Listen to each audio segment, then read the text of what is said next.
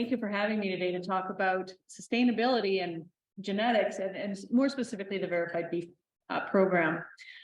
This is a big topic. Like I said, we could talk about our industry goals for sustainability as well as efficiencies for a very long time, but I'm hoping to keep it under 45 minutes.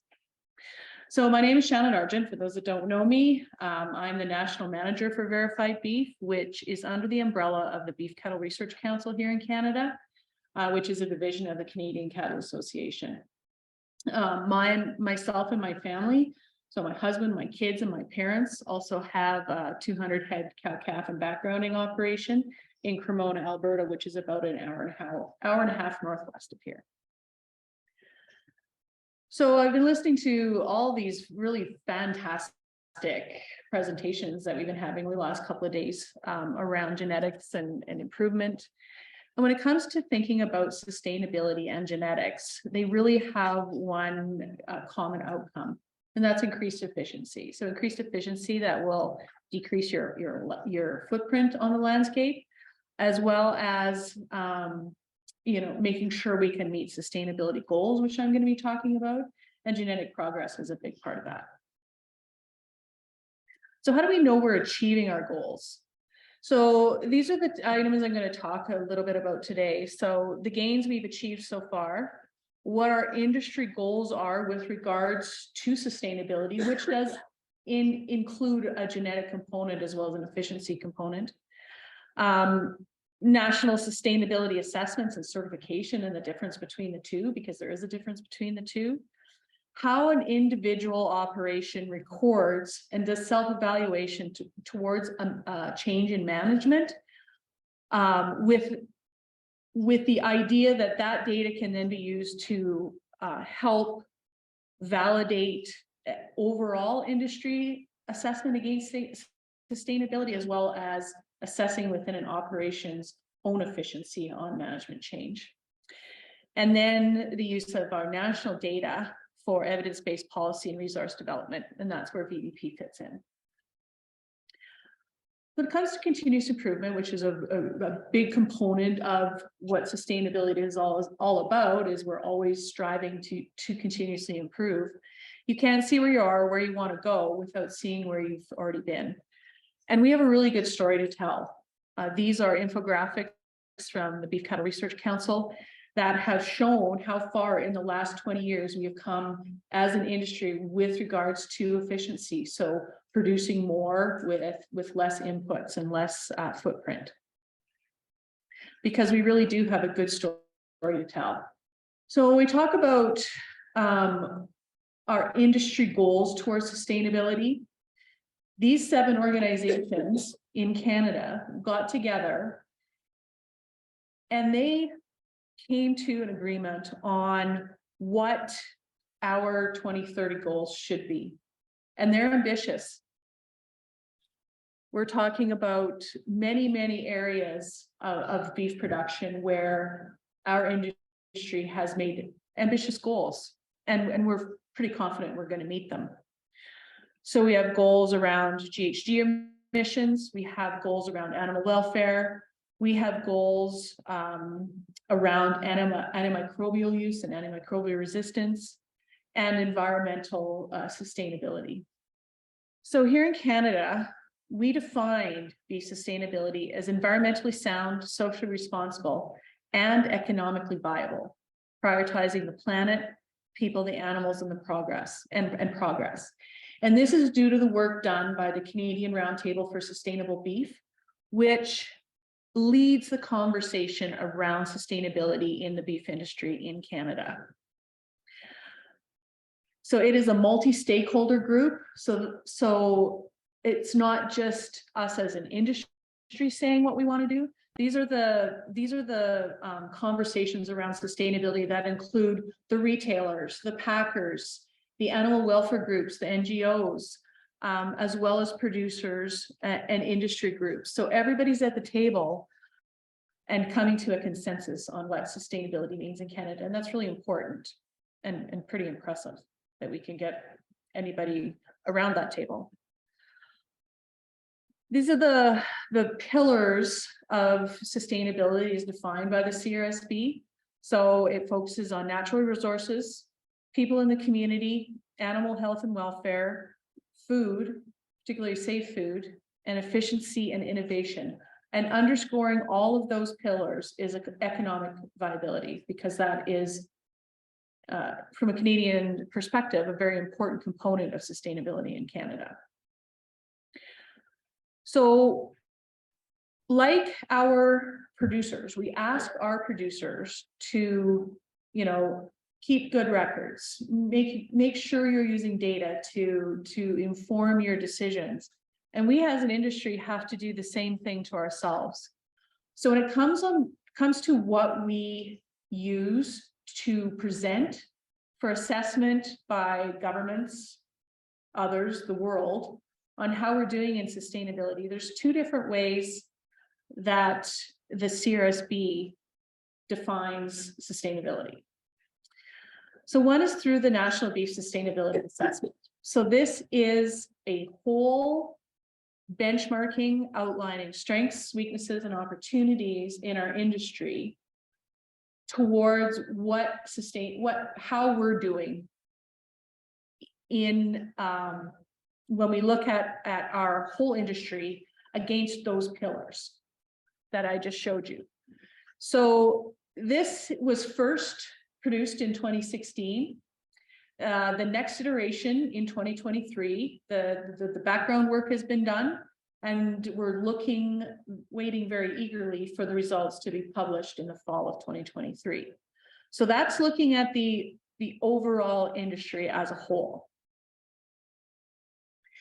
The next area that CRSB focuses on is certified product. So the CRSB certified framework provides a framework for an operation level third-party audited certification program. The standards serve as a checklist to recognize sustainable beef practices across the nation, enabling sustainable beef sourcing, build consumer confidence in the sustainability of Canadian beef backed by credible science-based claims. Like I said, we could have had 3 different people up here explaining this, so I'm trying to hit all the highlights of it all. So the CRSB has standards for both the producers, the processors, the sourcing, which is a chain of custody that ties the whole thing together, and then consumers. So this whole framework gives retailers the opportunity to source product from a certified supply chain. So that means every operation along the chain has been assessed against the standards, which reflect those 5 pillars of sustainability. And producers who become certified have the opportunity to participate in that certification. Now, this is different than the National Beef Sustainability Assessment, because that assessment encompasses the whole industry, whether producers are certified or not. This is very specific for producers who pursue certification, and the retailers that choose to source certified product to offer that label claim to consumers. So VBP is a certification body for the CRSB, and I'll go into a little bit what that looks like in a minute. But we are approved to certify beef producers in Canada to the Sustainable Beef Production Standard. And we do certify all aspects of the industry, so cow-calf, backgrounding, and feed yards. We have a little bit of a different relationship than other certification bodies, because VBP has a standard as well. And I'll talk about the differences here in a minute between the two. But if you are already a VBP audited or certified operation, because we have that equivalency with the CRSB, you are automatically considered CRSB certified and have the ability to participate in incentivization programs, and your animals will be considered for qualification as they move through a certified sustainable chain. So let's speak a little bit more specifically about VBP and its role.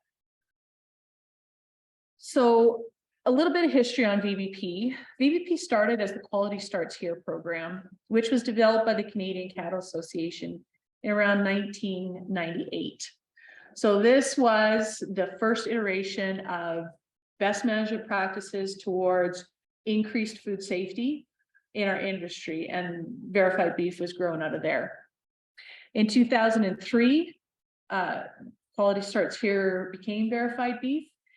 And this is in conjunction with a lot of other commodities who are rolling out their on-farm food safety programs at the same time. So your poultry, dairy, hogs also have their own quality assurance program for on-farm food safety. So we verified beef started training producers in best management practices. We developed our industry HACCP plan, which is hazard analysis control points, and started certifying producers to that on-farm food safety standard. In 2016, we expanded to include components of animal welfare, biosecurity, environmental stewardship, as well as on-farm food safety. So we had a more enhanced component to our audit, our certification standard. It was then we looked at what equivalency looked like with the CRSB standard and determined that it was, this is kind of an iterative process, kind of ongoing, but we do have equivalency with that standard. Now, VBP is more of a risk-based standard. So that's why we have the inclusion of the on-farm food safety and the biosecurity. So assessing the practices that producers have in place on their operations against risks of a negative outcome. But it wasn't too much of a stretch for us to incorporate scoring system that the CRSB standard is based on, as well as the indicators and the components of their certified sustainable beef framework into VBP to determine equivalency. We did another reassessment in 2020, and this is the new look of VBP with all the components that we cover in both our training and our certification. So VBP has two main activity streams: training, which is offering training workshops on best management practices in all of these areas. As well, VBP also manages the data reporting part of it. So if you think about, so training and certification are our two streams of activity. VBP, which is under the umbrella of BCRC, manages the training component. And then VBP Delivery Services Inc., which I'm going to talk about in a minute, manages the certification part of it and the accreditations. So VBP proper does training development, the maintenance of the standard, and then data reporting. So all the data that's collected through certification, VBP will use that data in aggregate and anonymous fashion to be able to inform policy within our own organization, the Canadian Cattle Organization, or others that can benefit from the use of that data. So we'd like to say, when it comes to informing evidence-based policy, the VBP provides the on-farm evidence for discussion. An example of that would be, we're embarking on a new code of practice review. So we can utilize the data on the practices that we see on farm, and we have around 1,355 operations who are certified. We can use the data that we can say, of all the practices and the requirements on the code of practice, this is the level of understanding that we're seeing on farm at this moment. So when they're looking at changing or adding or removing, they have a little more understanding on what the level of understanding of those requirements and recommendations are.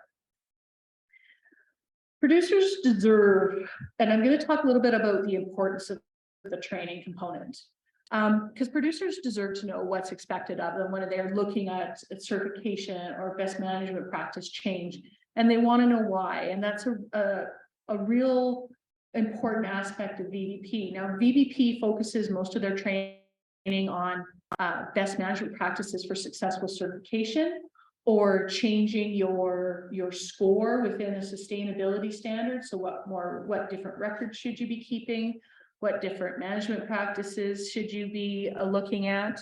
And we do it in conjunction with the Beef Cattle Research Council, which is a very, very large beef extension organization. So we can make recommendations on what data fields need to be in records, what records are important for presenting to prove a producer sustainability.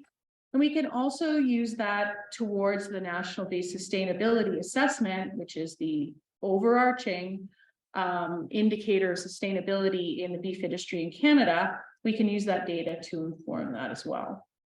This is an example of some of the BCRC's extension materials, as well as an example of a treatment record that VBP has produced.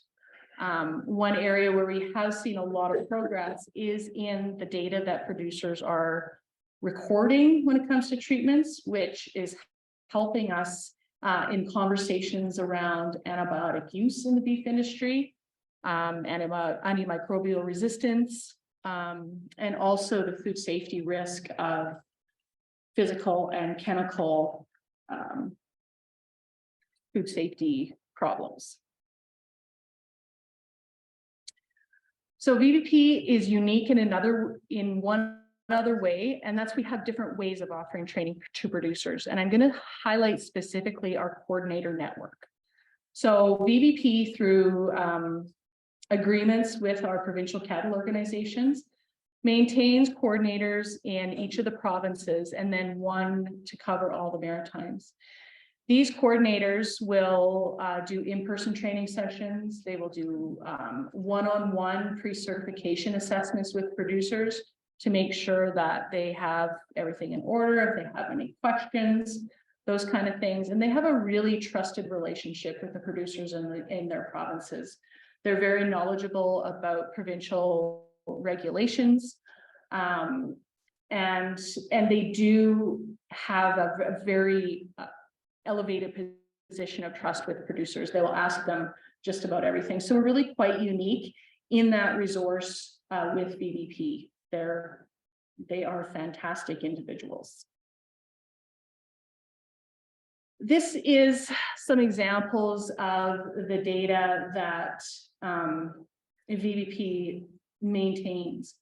So in 2020, when we revised our standard to be fully equivalent with the CRSP indicators and the scoring, we also developed a very robust data reporting platform that we can use for not only external data reporting. So this is an example of the metrics that CRSP uses to be able to inform their stakeholders who are using the label claim on the aggregate scoring of producers who are certified.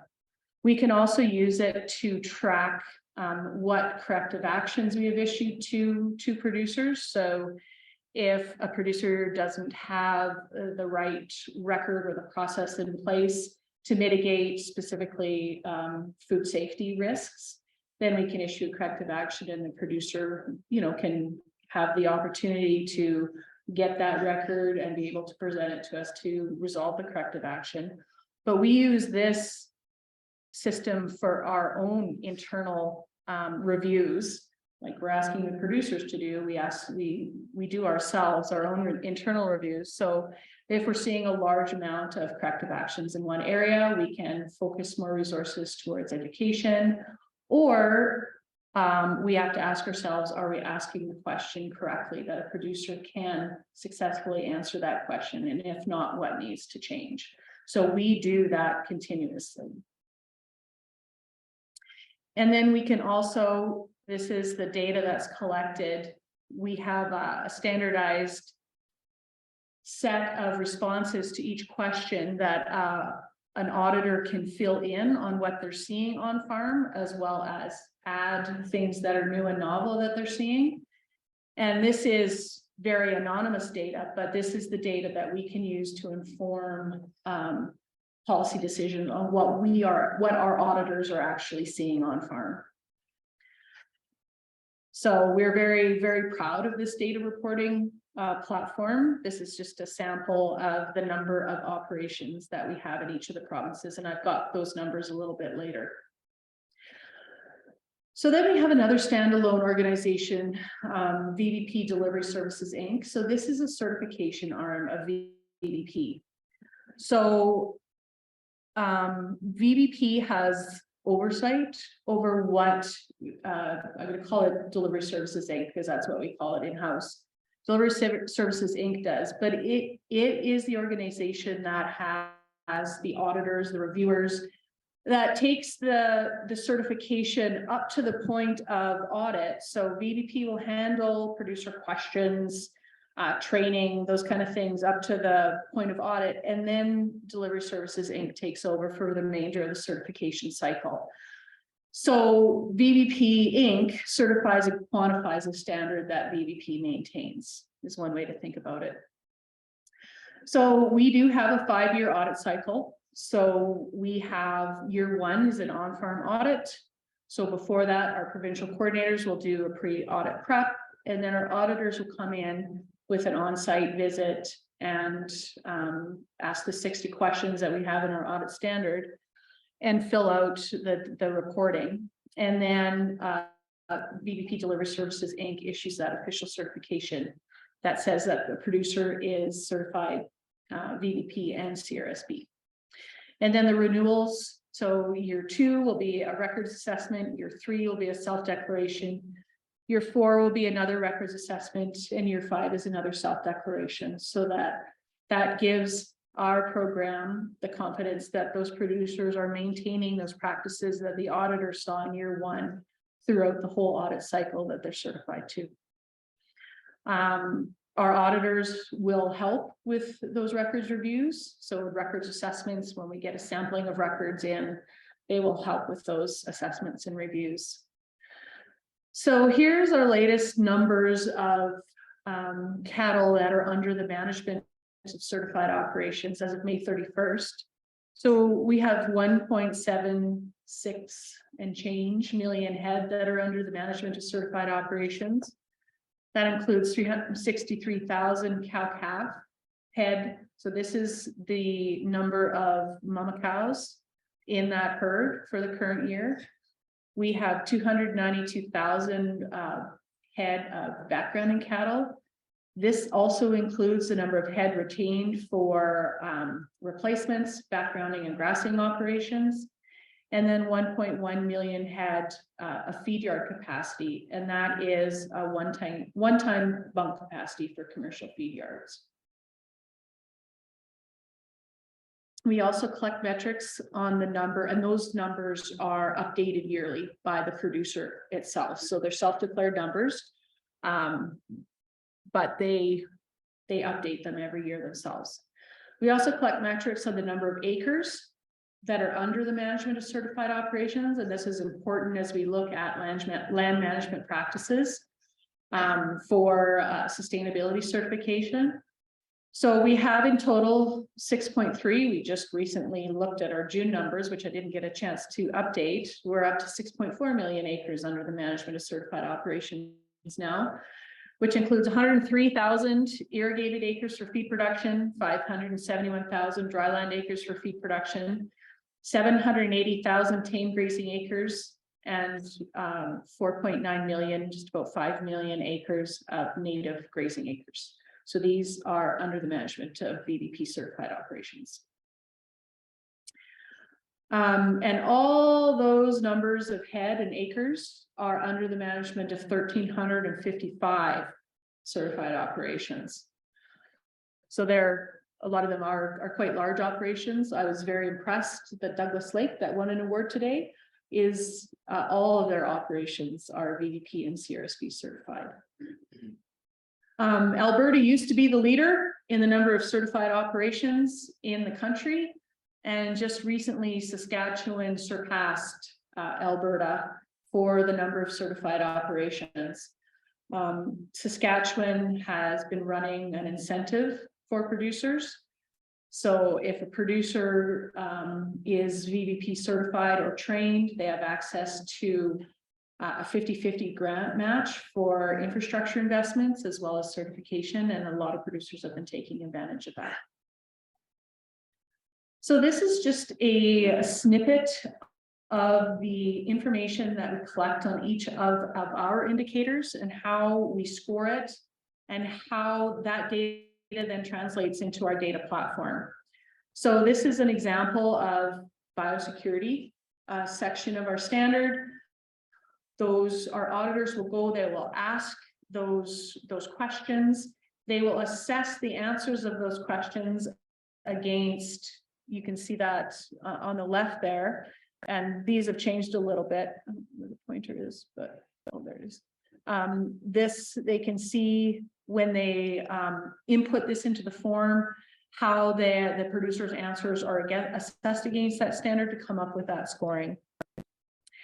And then I talked a little bit about our corrective action process, but we have quite a robust risk-based corrective action process that ranks industry. So it ranks, you can see down here, we've got critical control points, acts and regulations, standards, codes of practices, and then industry recommendations. And we rank those against days to slaughter in a true risk-based approach to corrective action. So if the question we're asking falls under one of these, so either food safety critical control point, a standard or act against the days to slaughter or the days of impact that's going to have, you can see where the low impact corrective actions will lie, the medium, and then the high.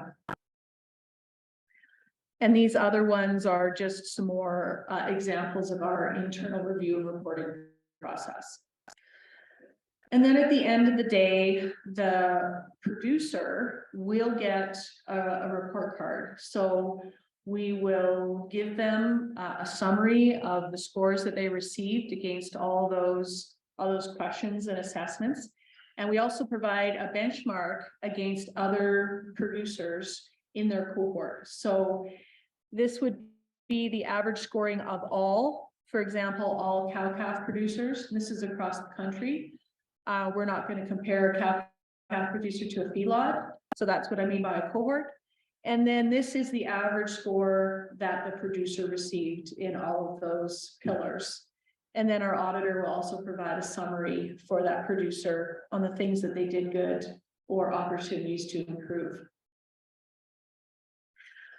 So it all comes down to data, encouraging producers to use data to make informed management decisions.